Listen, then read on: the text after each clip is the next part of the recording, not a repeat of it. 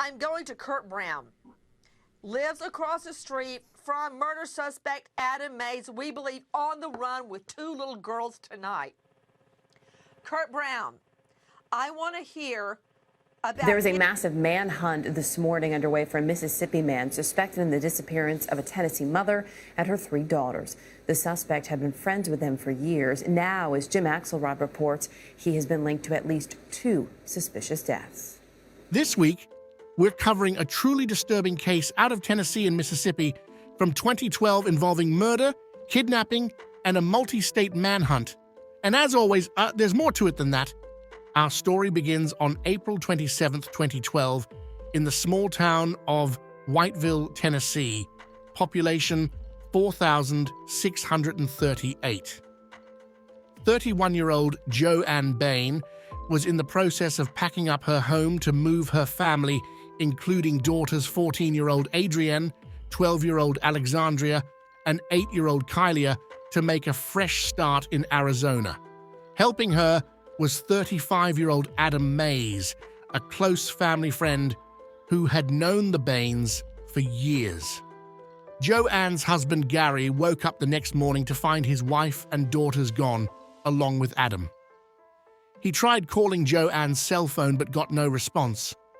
When the girls didn't return home from school that day, Gary reported them missing, kicking off what would become a frantic search spanning multiple states. At first, investigators had no reason to suspect foul play. They interviewed Adam Mays, who claimed to be the last person to see Joanne and the girls, but police found no evidence a crime had occurred. That changed on April 30th when Joanne's abandoned SUV was found on a rural Tennessee road. Suspicions grew as Mays suddenly disappeared. On May 2nd, he was officially named a person of interest in the Bane family's disappearance. 2 days later, a gruesome discovery would confirm investigators' worst fears.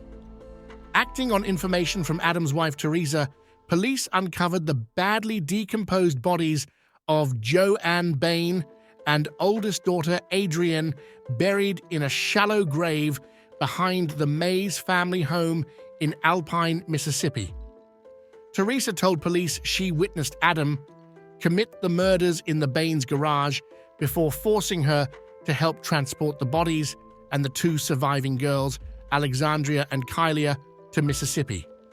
An all-out multi-state manhunt was launched for Mays and the kidnapped girls. A Mississippi man suspected in the disappearance of a Tennessee mother and her 3 daughters. The suspect had been friends with them for years. Now, as Jim Axelrod reports, he has been linked to at least 2 suspicious deaths. Authorities won't say yet whether 2 bodies found over the weekend are those of Joanne Bane or any of her 3 daughters. Police made the grim discovery at a home near Guntown, Mississippi, where it's believed their main suspect, Adam Mays, had been staying. Described as a family friend, the FBI believes Mays kidnapped the mother, along with 8-year-old Kylia, 12-year-old Alexandria, and 14-year-old Adrienne. The family was last seen 10 days ago at their home in Tennessee, where investigators returned Sunday searching for any clues. Let us know where the kids are. Let us know where that mom is. It's that important. Authorities have issued an Amber Alert and are calling Mays armed and extremely dangerous. While he was last seen in Mississippi, authorities say Mays has ties to Arizona, Texas, North Carolina, South Carolina, and Florida.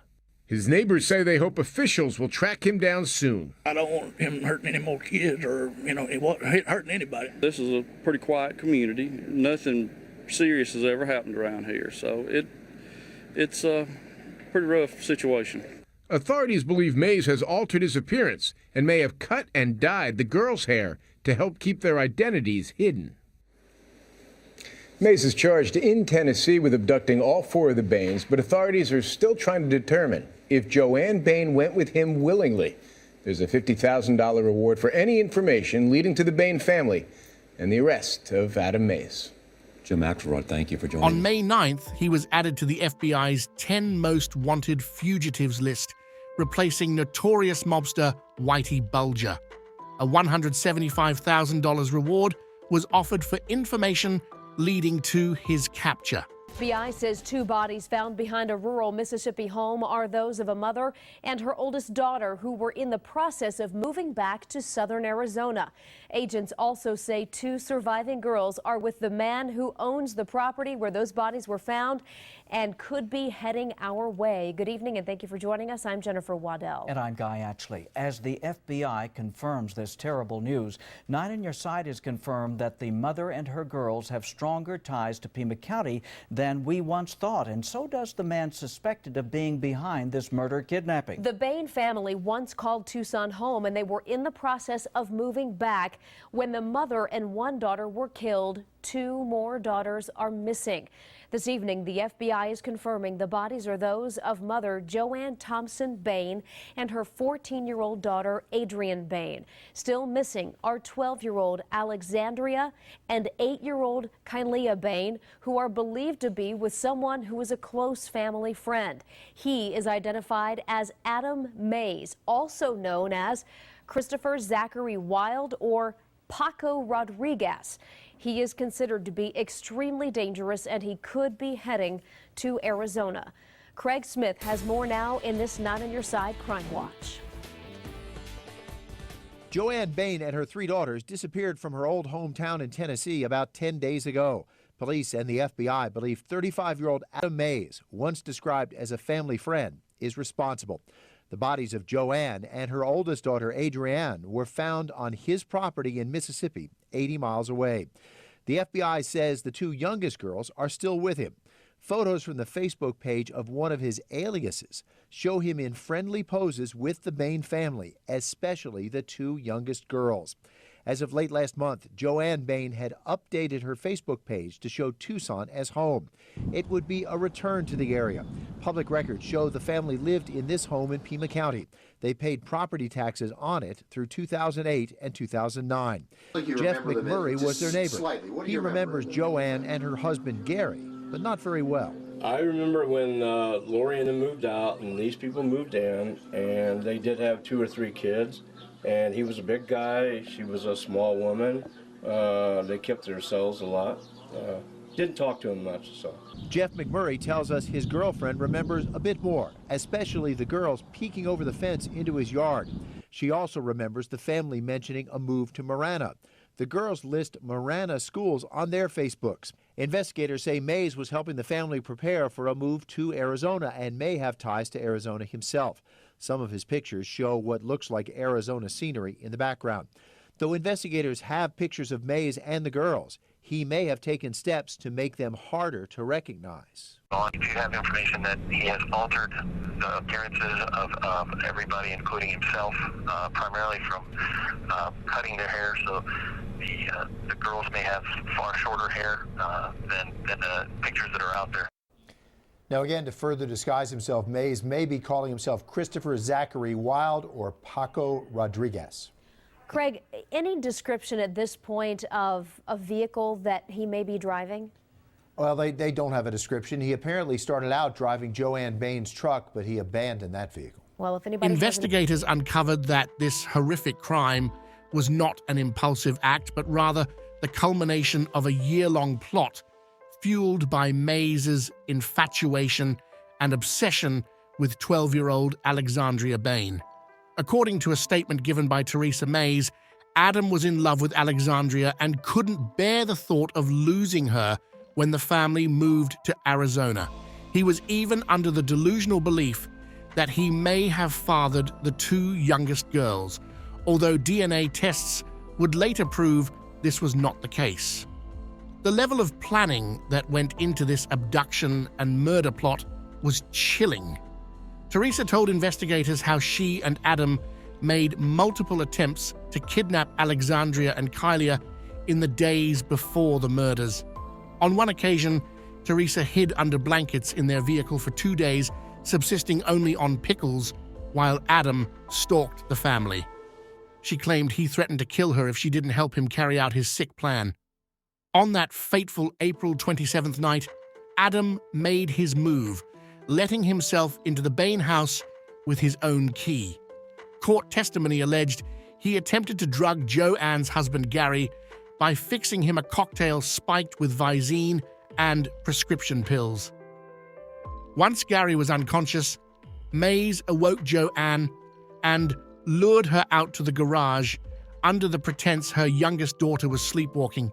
There, he bludgeoned her with a wooden board and strangled her to death as she fought for her life, scratching at his neck. Afterwards, he entered the house and smothered 14-year-old Adrienne to death before absconding with Alexandria and Kylia in tow with his wife. The pain, terror, and confusion those poor girls must have experienced in those moments is unimaginable. According to Teresa's statement, as they drove away from the only home those children had ever known, a scene of unthinkable horror, Adam eerily boasted to the grief-stricken 8-year-old Kylia that he would now be her father and Alexandria her mother. Sickening stuff. Back in Alpine, Mississippi, Adam borrowed a shovel and unceremoniously buried Joanne and Adrienne in the dirt behind his parents' trailer with a demeanor Teresa described as proud, boasting about fulfilling his depraved fantasy. As pressure from the manhunt intensified, Mays fled with Alexandria and Kylia into the dense surrounding woods of northern Mississippi. For 2 weeks, the nation held its breath, hoping against diminishing odds the girls would be found alive. Then, on May 10th, a break in the case. A tip led officers to a heavily wooded area near a church just a few miles from Mays' home. As they approached, they spotted one of the girls peeking out from behind a ridge. Mays, seeing his perverted plot unraveling, pulled out a 9mm pistol. As officers yelled for him to drop the weapon, he instead turned the gun on himself, firing a single shot into his head. He was later pronounced dead at a nearby hospital. Looking all around the Alpine community for Adam Mays, the search finally hit a bullseye at an area scoped all week near the Zion Hill Baptist Church. The game wardens were in the woods and came upon him. Suddenly, authorities say Mays, near Alexandria and Kylia Bane, the 2 girls he kidnapped, made a desperate measure. That's when he took his life and the kids were rescued. At approximately 8:17 p.m., the body of Adam Mays was pronounced dead there at the hospital. At this time, he is en route to Jackson for an autopsy to be performed. Union County Sheriff Jimmy Edwards said it was promptness of all law enforcement that led to rescuing the young children. We were hopeful that we had got on it quick enough and were able, with all the combined efforts of all these agencies, to try to shut down any of his resources, and evidently that's what happened. Maybe the most relieving thing to people today isn't that a man on the FBI's top 10 most wanted list is no longer roaming the state, but that Alexandria and Kylia came away in good condition. Seeing those 2 children, such young and tender age, and knowing that they're safe and is all worth it. Now, after days on days of tireless efforts by almost 20 agencies, that hard work has paid off. Well, it's a very remote area in here, and a lot of dense cover, and, but we've been working around the clock and tirelessly and clearing cabins and clearing deer stands and things of that nature, and, it just finally worked. Thursday night marked a time for Alpine community members to breathe a long sigh of relief. In Guntown, I'm Justin Lewis, WTVA News Today. After 2 harrowing weeks in captivity, 12-year-old Alexandria and 8-year-old Kylia were finally free from the clutches of the madman who murdered their mother and sister. The girls were dehydrated, exhausted, bitten up, and traumatized, but thankfully alive. In the aftermath, Mays' wife Teresa and mother Mary were charged with murder and kidnapping for their roles in aiding his crimes. Odd, a loner, lived with his mother for most of his life, and in a stunning turn, what we thought was his ex-wife, we now learn his wife and his mother behind bars. This as a murder charge goes down. Martin Savage, what can you tell me? Well, the murder charge now has been made against Adam Mays. It's not a surprise given the fact that we know he was involved with the deaths of the mother and eldest daughter. And murder charges now additionally have been filed against his wife, but it's what's in those documents. And this is where we get some new insight. We find, according to Teresa Mays in her statement to authorities, she was there when Adam Mays killed Joanne Bane and her oldest daughter. It took place in the garage of the home where they lived at the very night they were being kidnapped.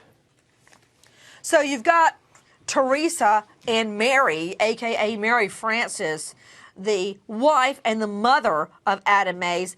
And we are learning now that the mother is killed right there in that home in the garage. And I guess these two women are standing by twiddling their thumbs while a mother is murdered in the garage. But what about the 14-year-old girl? Martin Savage, are you confident that she was dead or alive when she was taken out of the family home?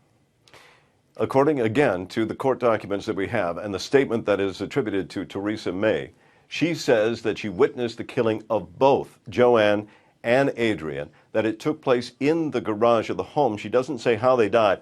And then the two bodies she transported in addition to the two living children. That's the 8-year-old and the 12-year-old, Alexandria and Kylia. All of them put into the vehicle and transported down the Mississippi. You could only wonder what those children were thinking riding next to the body of their mother and oldest sister. Steve Moore, former Fed FBI, what's it going to take to crack this mom and this wife? You know, as far as I'm concerned, they're she-devils that should go right back to hell. Well, like I said, you got to lean on them a little bit and fully explain to them where they're headed with this, and talk to them about the fact that they have one shot to avoid the green room. And that would be something that I would be hitting right now. The other thing the caller asked, some of his friends, yes, they're going to be pulling in and leaning on him real hard, but some of his other friends, they're not going to be talking to at all. They're just going to be following him. In 2013, both pleaded guilty and are serving 35 and 13.5-year sentences, respectively. It's impossible to make sense of an act as heinous as this, a year-long murder and kidnapping plot born out of a grown man's delusional infatuation with a child, leading to the slaughter of a mother and daughter and the abduction of 2 little girls. For Alexandria and Kylia, their trauma is something they will grapple with for the rest of their lives. Murdered at the ages of just 31 and 14, respectively, Joanne and Adrian Bane deserved so much more from this life than to have it stolen by a family friend turned cold-blooded killer. But despite her husband's best efforts to erase his crimes, Joanne's protective spirit as a mother lives on through Alexandria and Kylia. In the face of unspeakable horror, those little girls survived. And while their healing journey will be lifelong, one can only hope they will go on to lead full and happy lives, breaking the cycle of trauma visited upon them and honoring the legacy of the mother and sister taken from them far too soon. Only one question remains: what on earth was Adam Mays' unidentified body doing being donated to the University of Tennessee's famed Body Farm after this case? I'll leave that one for you to chew on until next time. Were found alive and appear to be unharmed. I've called everybody I know and told them they're alive, they're alive, they're alive. It's like a miracle.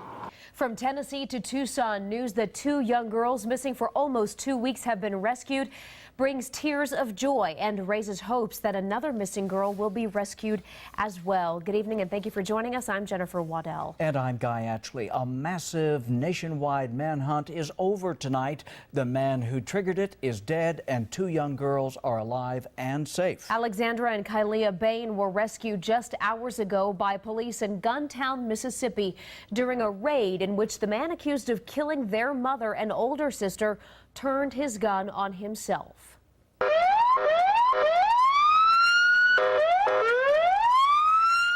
Crews rushed Adam Mays to the hospital after he shot himself in the head. He was found in a wooded area behind a church. The two girls, ages 8 and 12, were also found and went to the hospital just to be checked out. This comes just a day after Mays was added to the FBI's 10 most wanted list, wanted in the murders of the girls' mother, Joanne Bane, and 14-year-old sister, Adrienne. Tonight, Mays' sister-in-law is expressing a bit of relief. All I'm worried about is the children are safe. The rest of it is not even a concern. Thank you, God, for letting those kids come home. The Banes were in the process of moving back to the Tucson area late last month when the kidnappings and killings happened. They left here a few years ago after the girls made a close friend in their neighbor, a woman who was overjoyed to hear the two youngest are now safe. Not on Your Side's Kevin Keene delivered that news to her, and he joins us now with her reaction.